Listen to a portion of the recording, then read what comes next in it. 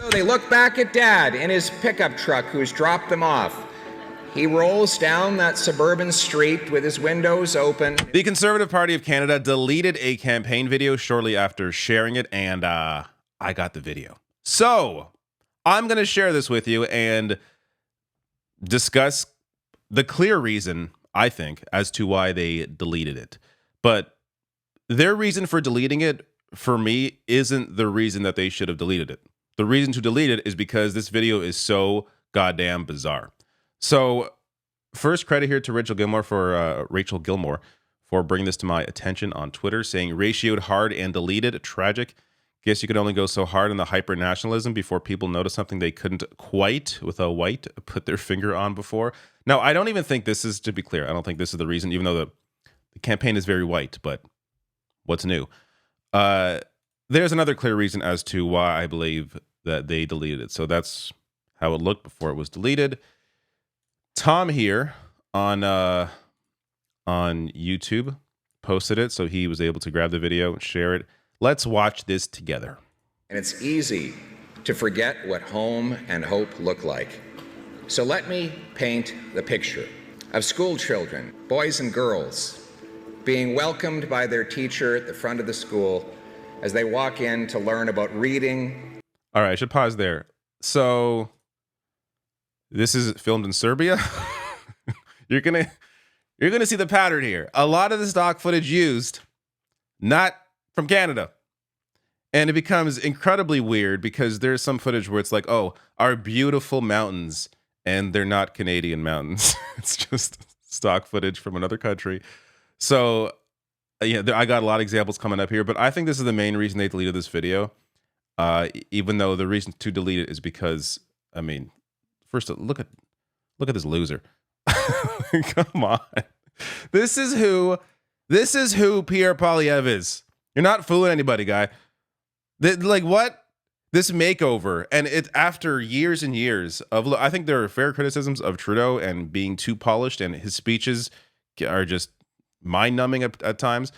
But to criticize someone else for being, too polished, and then to go through this massive makeover and have the cowboy hat on top of that, it's just so incredibly, it's so forced. It's so fake.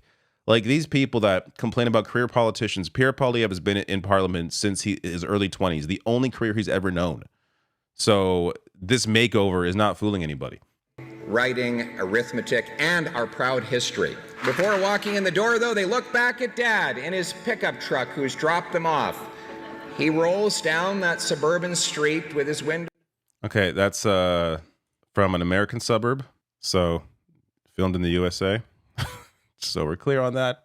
Down that suburban street with his windows open, in the school zone, driving slowly so that he can hear that beautiful crackling sound of hammers pounding nails into Canadian lumber.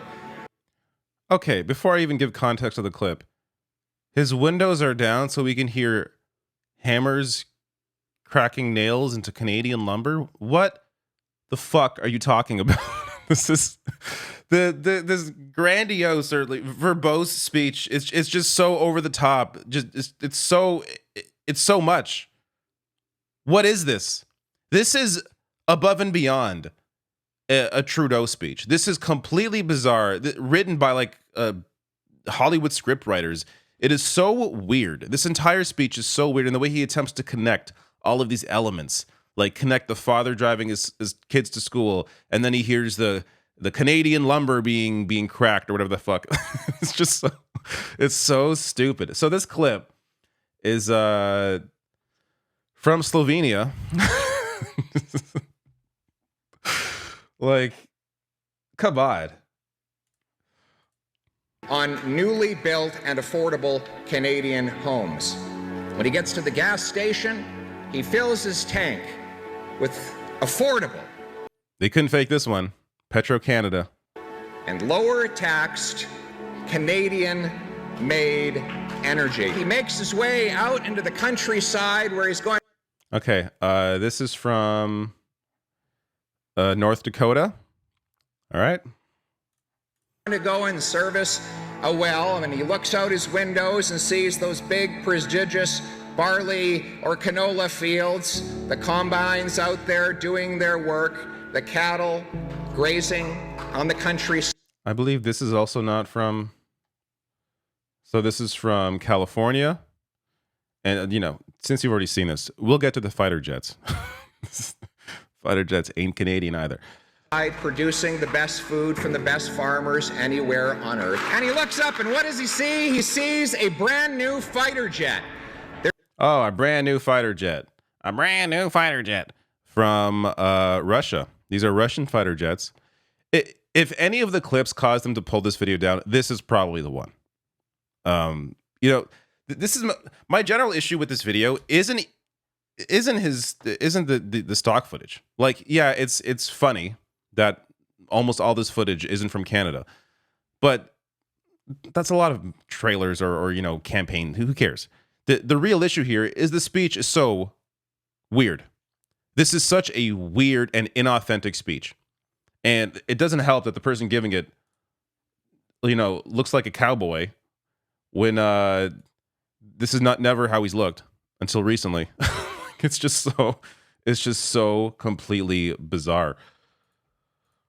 They're doing a training mission in the sky, getting ready to defend our home and native land. The same plane is soon seen from a university campus where kids are hustling. Oh, look at that. Definitely Canadian boy. Oh, wait, nope.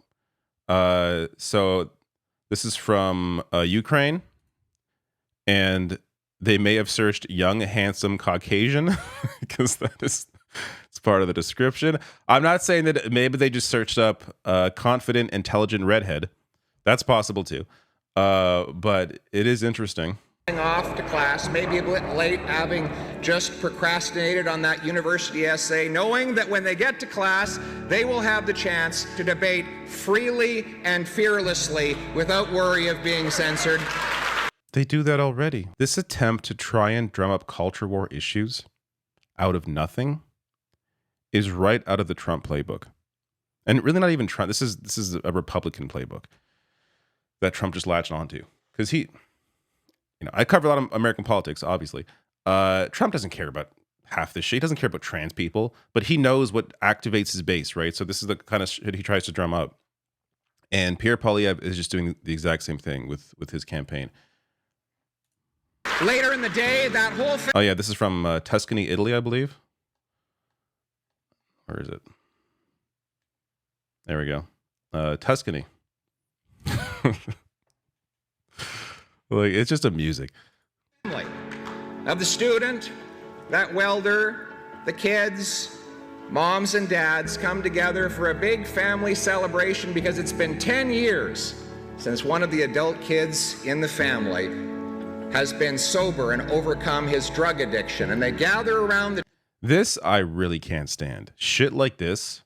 Pierre Poilievre and the Conservative Party generally cut social programs. Pierre Poilievre says he won't commit to keeping pharmacare, which has recently been expanded. This is from a couple years ago, had a video attacking Safe Supply. Some more context here. So the three things he wanted to do are really like Richard Nixon's war on drugs, said Dr. Mark Tyndall, professor and doctor in public health and infectious disease and founder of My Safe Society. Poilievre suggested that to combat the overdose crisis, we must tighten up borders, arrest drug dealers, and force people into recovery.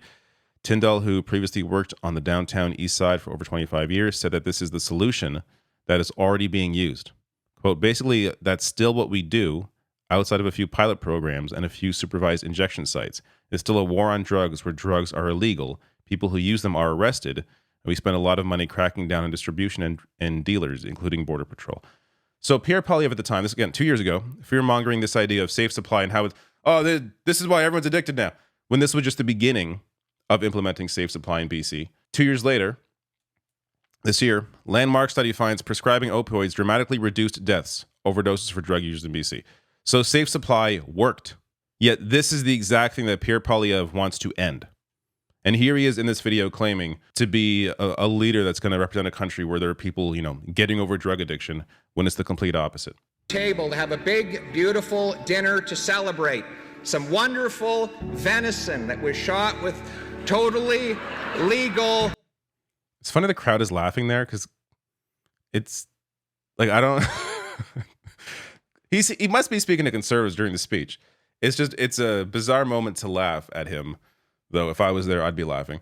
But that shot, filmed in the U.S., of course.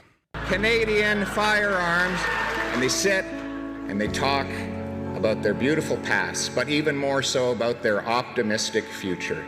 And as the little ones conk off, and it's time to take them home. As the little ones conk off? Who talks like this? Did Aaron Sorkin write this speech? This is so just completely inauthentic. Grandma and Grandpa see them off. Oh yeah, that's from London, England. To the car, and the car leaves the driveway, and they turn and they look west. And what do they see? They look west. Is that one that maybe from the previous video? Oh, here, we're going to get to the good shit. They see wheat, foothills, rock. Yes, the foothills. The Canadian foothills of Indonesia. Like, look, again, for me, the stock footage is not the big issue here, but you couldn't find some Canadian land. Like, the one thing you should easily be able to find when it comes to stock footage is stock footage of Canadian landscapes, and you couldn't do that basic thing. Rockies. The Rockies of the wonderful Canadian Rockies of Utah. Come on, we have our own. We have our own Rockies. You couldn't find Canadian Rockies in stock footage. Big blue twilight sky, and they look each other in the eye. Do you hear these laughs every now and then? People are not into this, and they actually put this into a campaign speech, and I guess they couldn't edit out the laughter. And they say, "We're home." These are our people. That is our country. This is our home. Your home, my home, our home. Let's bring it home.